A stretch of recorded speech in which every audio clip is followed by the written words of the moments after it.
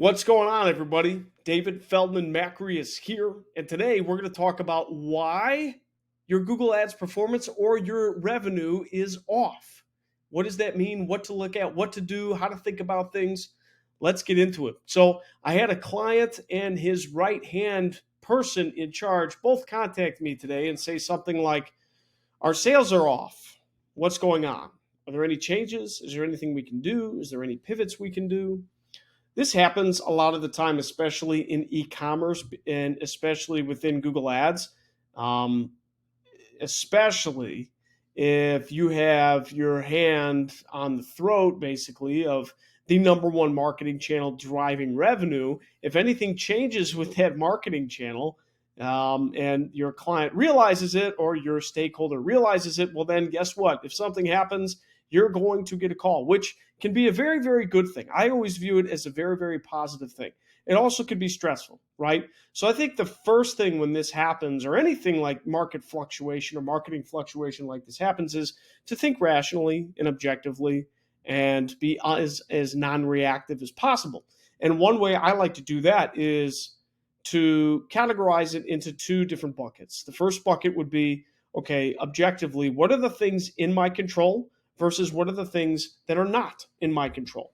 And first, what we need to do is we need to figure out, okay, is it something that's in my control or is it something that's out of my control?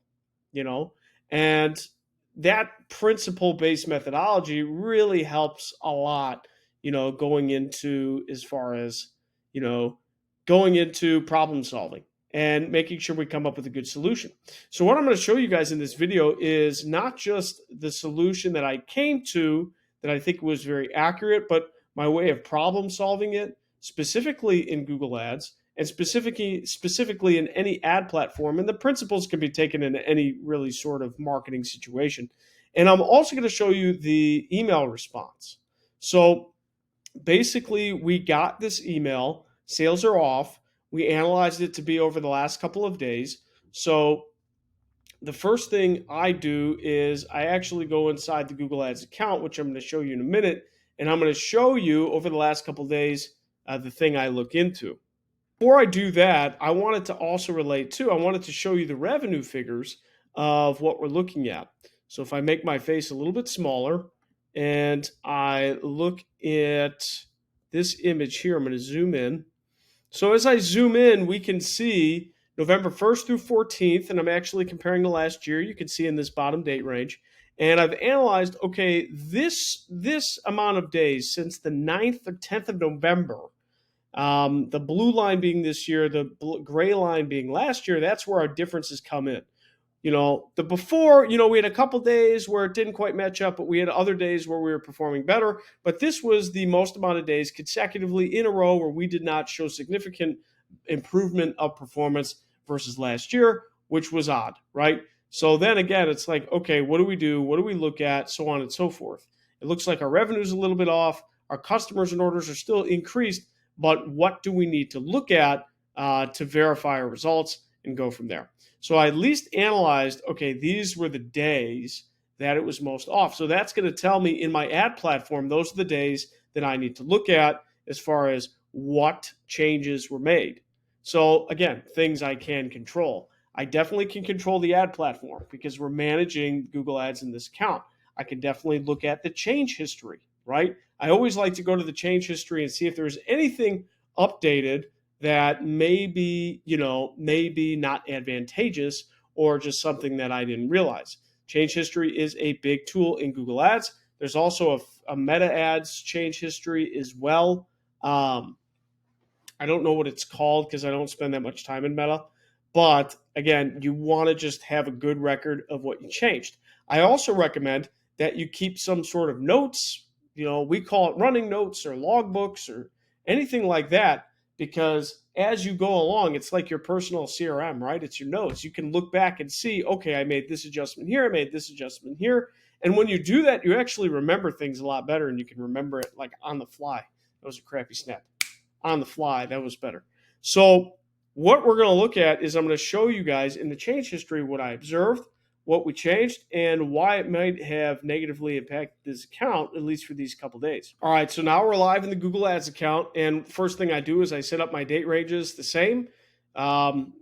This time frame versus last year at the same time frame. Not only do we need to figure out problems, but we need to figure them out fast. And the change history is a great way to do it. So what we see here is, okay, there were some budget changes. I knew about that, right? I knew about that. The budget changes, we're decreasing in market for this and we need to conserve budget, and there was some decrease in budget. So I knew about that.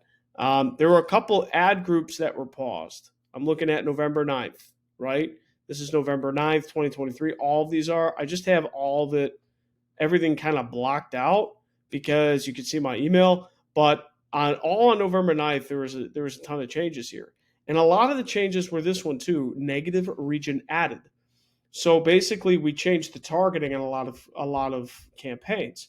We actually changed the targeting on all of the campaigns, and that combined with a budget alteration was the two major changes in the eyes of Google's algorithm to say, okay, campaigns need to slow down spending, slow down revenue, and put us back into the learning phase, right? Sometimes we can get away with changing certain things where it doesn't completely throw off the account. But when you change things, what I'll call on the campaign level, and the campaign level in Google Ads specifically are, what can you change? It's budgets, which is money, and then targeting, meaning location. Targeting can also be audiences, but location, that's also done at a campaign level. When you make those type of changes, they're considered major campaign changes. Bid strategy changes would fall under that too. So, but everyone's like, now this is another thing too. Oh, don't make a change, you're going to throw off the algorithm.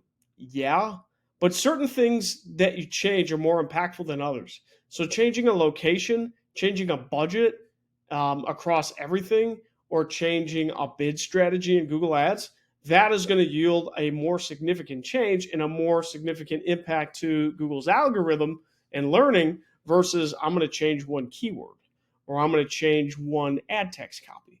Now, that's in general. Are there specific instances where certain keywords are really, really important? And if you pause them or change them in any certain way, it's going to affect your account? Yeah, for sure. But in general, those type of changes, at least what I've seen, have less of an impact of throwing off the algorithm, throwing off the campaigns back into learning than in other specific instances. So, and all of these changes, note, were on November 9th. So that was, it's a learning situation.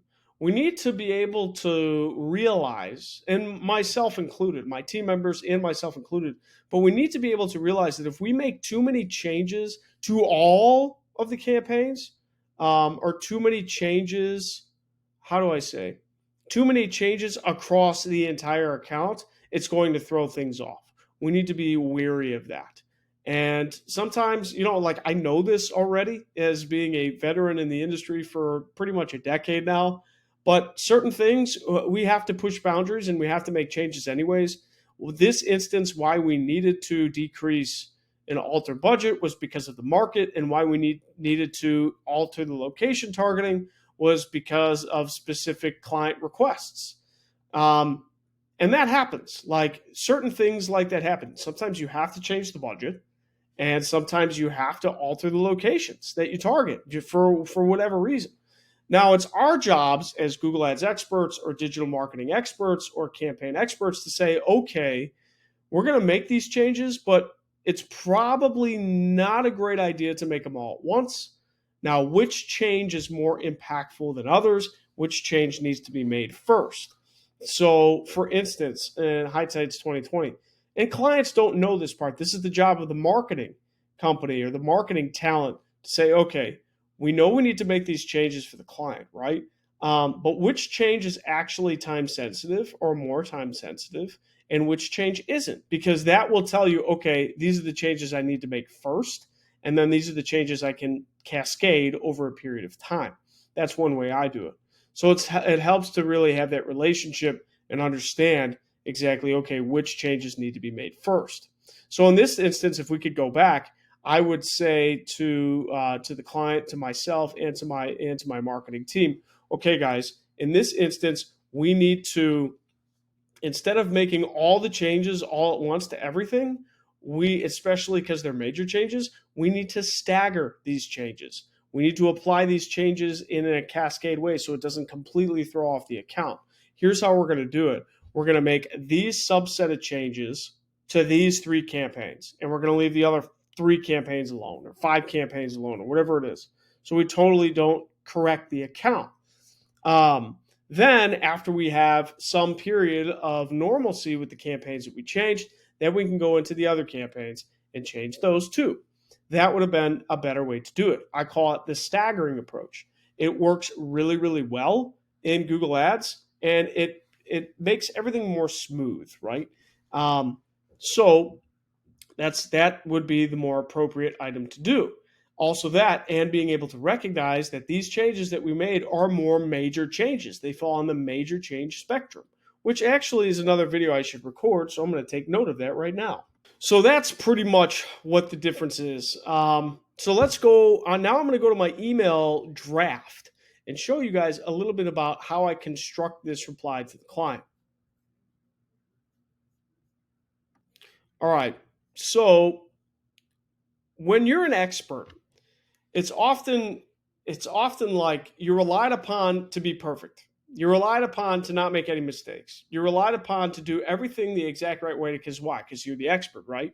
Now that mentality is not true. Humanity, we make mistakes and we learn through them.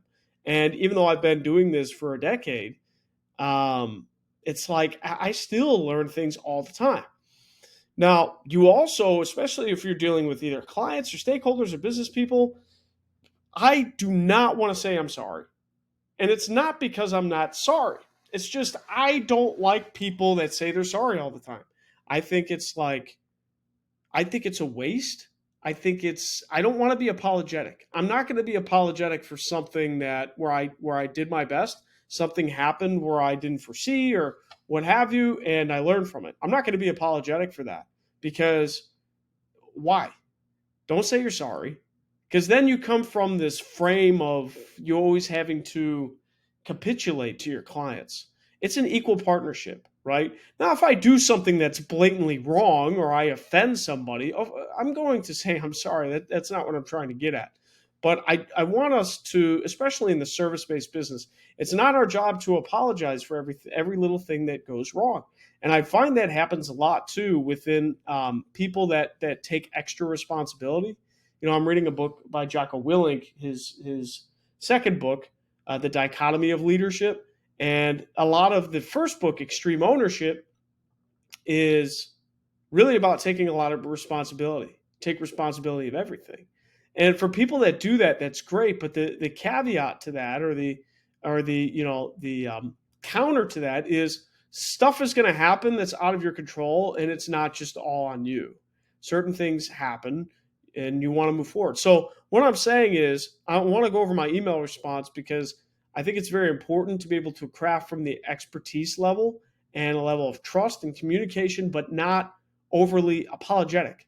Because if you're overly apologetic, you're going to give off the impression that you did something wrong when in happenstance you might have not done anything wrong. It might have just happened. So I'm gonna go with this. So I say, sure thing, after digging in, a couple of items to mention here. This policy update is really just a warning. Okay, that's not really something we want to talk about right now. I want to talk about number 2. I did some investigation to see why we're off the past couple of days in revenue from where we were pacing. A few things. Below our month-to-date sales and revenue versus last year, as well as Google Ads performance at the same time period. And I'm going to show him stuff. And notice I'm being super objective. Here's what's below. Here's what I'm looking at. And I state very objectively, on the 9th is when we both altered the campaign budgets by about 30% and also adjusted all of the campaign's location targeting. We can see the next couple of days revenue in Google Ads campaigns were affected negatively, red circles. So that's red circles, what I showed earlier. Sorry, I'm going too fast. But that's your red circles. Again, there's no opinion here. This is just what happened. We did this and we did that on the 9th. From the data and the account's previous performance, so I'm basing where I'm going to make an opinion statement. I believe it will take a week or so for the campaigns to mostly recover from the changes. That's what I believe in the historical data of this account, my decade of experience, and just intuition. Now I say to have more smooth performance moving forward. So this is what we're going to do moving forward. When there's a change that needs to apply to all campaigns, like changing location targeting, we will stagger that application across a few campaigns at a time rather than applying it to all of the campaigns at the same time. We will also spread major changes over multiple days as well. Also and as well, I don't know if I need to use that grammatically, both, but you can see what's the sandwich here. This is what I'm looking at to determine what the problem is. From the data, this is my interpretation of what's going to happen, and this is what we're going to do to move forward to make it better, right? Also, when looking at November 14th, one of the reasons it was such a strong day in sales, $23,000, was due to one bulk order leading to $7,700 in revenue. And that really explains this gray guy here, because that shows that increase last year, what we had way off this year. But really, in fact, if I lead you here, this is actually an order detail screenshot. I have some of the stuff blurred out, but basically we could see one order on November 14th of 2022 for actually $8,600, $7,700 of 100 quantity of one product. So it's like that doesn't happen all the time. That's why you're seeing that skew. Does it explain everything? No, but it's actually good to show and good to see, because it calibrates things, right? So I mentioned that in there as well. So what I say in conclusion, regardless of what's above, because I'm not trying to make excuses, we will keep close watch of the campaign spend and performance over the next few days, and we'll adapt our change strategy moving forward. Please let me know if you have questions. So what did I do in this email? I basically said, okay, from your response, this is what I saw. This is what I'm seeing now. From this is what I interpret will happen. And then this is in order to better performance, this is what we're going to do, right? So it's very like informative, objective. Here's what I'm going to do moving forward. And I'm explaining everything. I don't say I'm sorry. I don't say, oh, no. No one cares about you're sorry. No one cares about any of that stuff, because they just want their problems to be fixed. If you just fix their problems, or you have at least a direction of how to fix your problems, you're going to be okay. And guess what? When that direction of fixing the problems actually leads to the problems being fixed, they're going to trust you. That's where trust is built, right? So that is a wrap.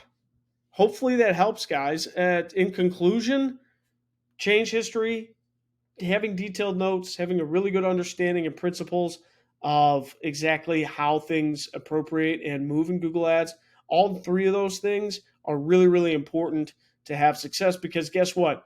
In clients, in marketing, in Google Ads, and in life, things are not always going to go smoothly. You have to have a formula of how to figure out how to move forward, and this is a great way to do that. Hopefully this helps. Like, comment, subscribe, and I'll see you in the next one. Peace.